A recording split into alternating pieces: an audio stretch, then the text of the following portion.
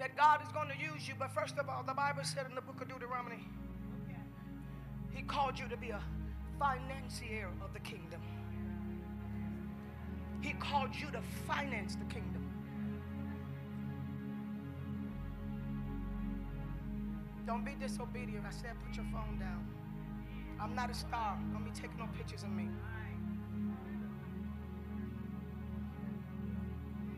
He called you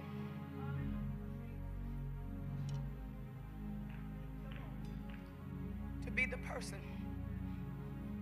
that would say, Lord, I will.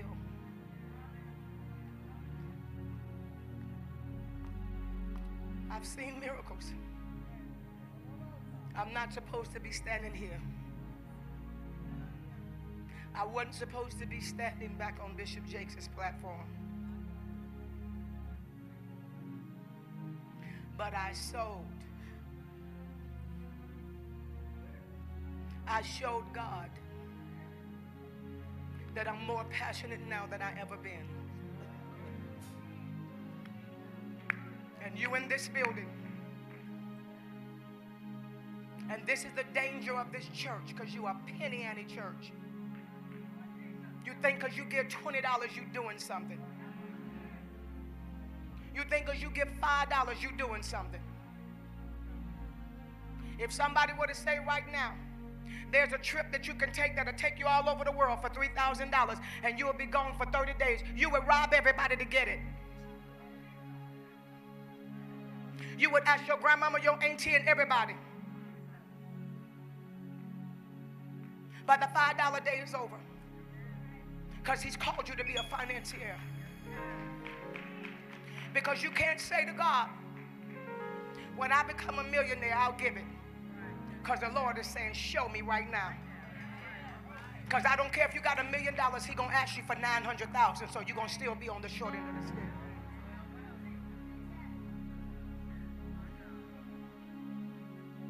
There are 21 people in this building. Give me them handkerchiefs. I have some handkerchiefs in my bag that's been on my prayer room for 1 year. It's been on the floor in my prayer room for 1 year. Lay it on this table. And God said, this generation, the people that are in this building, He's taken us to another level. Who is He talking to? Who is He talking to? Preachers in this building. Solomon said, when I got through sowing my 1,000 burnt offerings, the Spirit of the Lord asked me, what do you want me to do for you? We got to get on that side of it. Not the side where we always asking God. But we got to get on the side where God asks us. And that's another level of sacrifice. There's 21 people in this building that God said will give $1,000. And I'm going to give you this handkerchief out of my prayer room.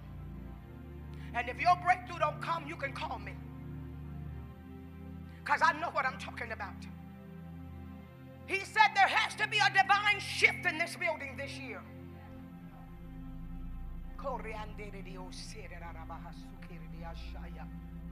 There has to be a divine shift.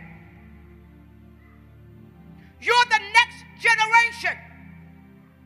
You're the next church. Please don't scare me.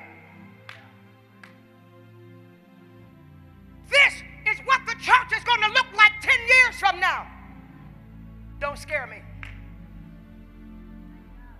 Don't scare me.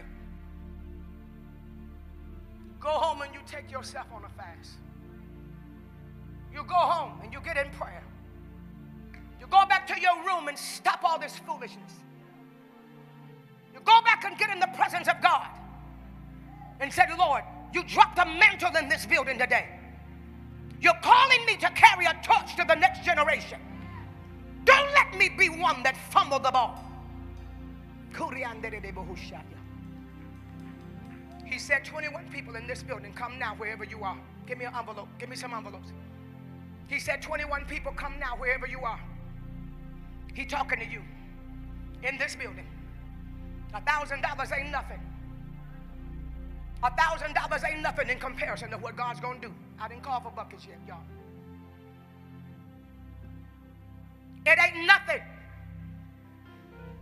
There's plans that you have that ain't going through until you make that sacrifice to the Lord. Stand right here, young man. There's business plans that y'all got. It ain't going through until you make that sacrifice to God. There's promotions that you want. You're not going to get it until you make that sacrifice to God. Line up right here. I know what I'm talking about. I know what I'm talking about. Line up right here. I know what I'm talking about. The Lord said you better come. I'm just a messenger. He said there's 21 of you all sitting here. You put everything else on your credit card. I don't care what vending machine you told you was coming back. What vending table you, not today. There's pastors that don't, God want to open doors for you. He don't want you to rent. He wants you to own your own building. But you got to make that sacrifice.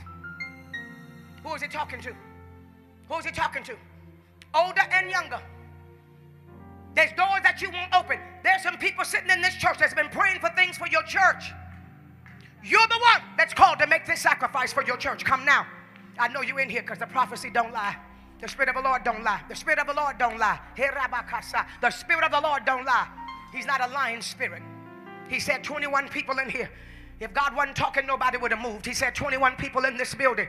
That's what he means. He said 21 people in this building. How do I know God is talking to me? Because you got it. That's how I know God is talking to you. Because it's in your account right now. Because it's on your credit card right now. That's how I know God is talking to you.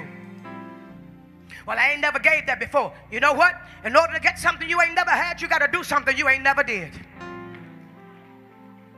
Who is God preaching to? Who is God preaching to? Well, how do I know God is talking to me? How do I know God is talking to me, Dr. Bynum? Because the devil should be talking to you too. The devil should be telling you why you shouldn't do it. The devil should be giving you excuses as to why you shouldn't give that kind of money. But the devil don't never give you that excuse when it's time for a down payment for a car. He don't never give you that excuse when it's time for you to put a down payment on a house. He only does it when it's time for you to get a breakthrough for your life. My God. I called and you answered. I'm the messenger. I'm the messenger. I'm the messenger. I need some offered envelopes so you have any. They don't have any. I'm the messenger. Come on. Come on.